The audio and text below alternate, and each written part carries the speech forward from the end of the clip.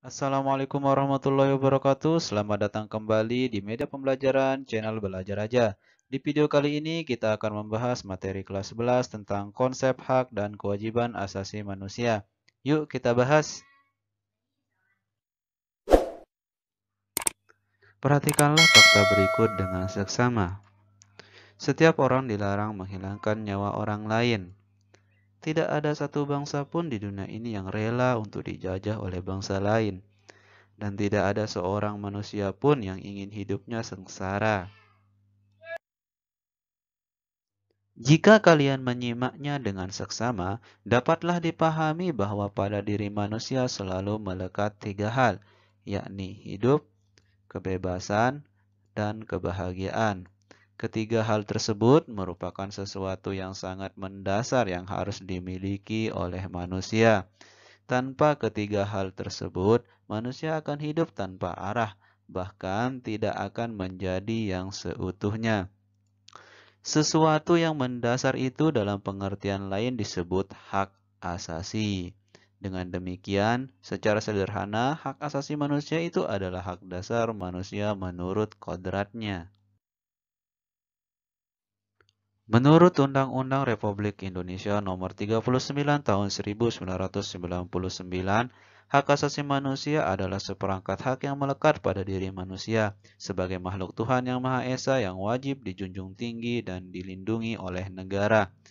John Matterson mengatakan bahwa hak asasi manusia adalah hak-hak yang melekat dalam diri manusia, dan tanpa hak itu manusia tidak dapat hidup sebagai manusia. Dari pendapat tersebut kita bisa mengambil dua makna, yaitu yang pertama adalah hak merupakan hak alamiah yang melekat dalam diri setiap manusia.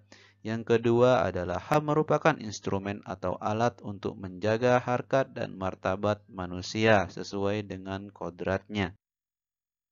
Dibandingkan dengan hak-hak yang lain, hak asasi manusia memiliki ciri-ciri khusus sebagai berikut. Yang pertama adalah hakiki. Hak asasi manusia adalah hak asasi semua umat manusia yang sudah ada sejak lahir.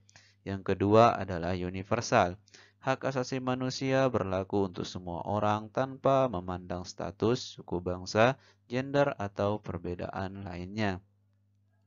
Yang ketiga adalah tidak dapat dicabut. Hak asasi manusia tidak dapat dicabut atau diserahkan kepada pihak lain. Dan yang keempat adalah tidak dapat dibagi. Semua orang berhak mendapatkan semua hak. Apakah hak sipil, politik, ekonomi, sosial, dan budaya. Berdasarkan pemaparan-pemaparan tersebut, kita dapat memahami bahwa hak asasi manusia merupakan hak yang dimiliki oleh manusia yang tidak dapat dilanggar dan dipisahkan. Hak asasi manusia bersumber pada pokok pikirannya yang terdapat dalam kitab suci yang menyatakan bahwa manusia diciptakan Tuhan dengan hak dan kewajiban yang sama. Tuhan melarang kita untuk memperlakukan sesama manusia dengan sewenang-wenang, karena Tuhan sendiri mengakui dan menjamin keberadaan hak asasi manusia. Tuhan tidak membeda-bedakan manusia dari warna kulit, kaya dan miskin, tetapi membedakan kita dari tingkat keimanan dan ketakwaan kita kepadanya. Perhatikanlah gambar ini. Dua peristiwa tersebut memberikan gambaran bahwa selain mendapatkan hak, setiap orang juga mempunyai kewajiban. Kalian tentunya juga mempunyai kewajiban. Sebagai seorang anak, kalian harus melaksanakan perintah kedua orang tua kalian. Misalnya, kalian membantu membersihkan lingkungan rumah. Sebagai seorang pelajar, kalian dituntut untuk mematuhi tata tertib sekolah. Misalnya, kalian melaksanakan tugas piket kebersihan sesuai jadwal yang telah ditentukan. Sebagai anggota masyarakat, kalian juga harus mematuhi norma-norma yang berlaku di masyarakat. Misalnya, ikut serta dalam kegiatan kerja bakti. Sebagai warga negara, kalian juga mempunyai kewajiban untuk melaksanakan semua ketentuan atau peraturan perundang-undangan yang berlaku. Misalnya, membayar pajak.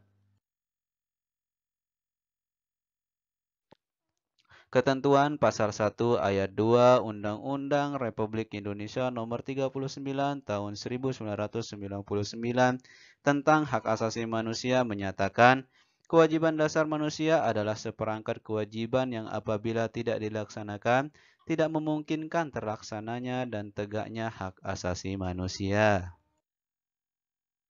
Berdasarkan pemaparan-pemaparan tersebut, kita dapat memahami bahwa hak dan kewajiban asasi merupakan dua hal yang saling berkaitan. Keduanya memiliki hubungan kausalitas atau hubungan sebab akibat. Hak dan kewajiban asasi juga tidak dapat dipisahkan, karena bagaimanapun dari kewajiban itulah muncul hak-hak dan sebaliknya. Seseorang mendapatkan haknya dikarenakan dipenuhinya kewajiban yang dimiliki. Misalnya, seorang pekerja mendapatkan upah setelah dia melaksanakan pekerjaan yang menjadi kewajibannya.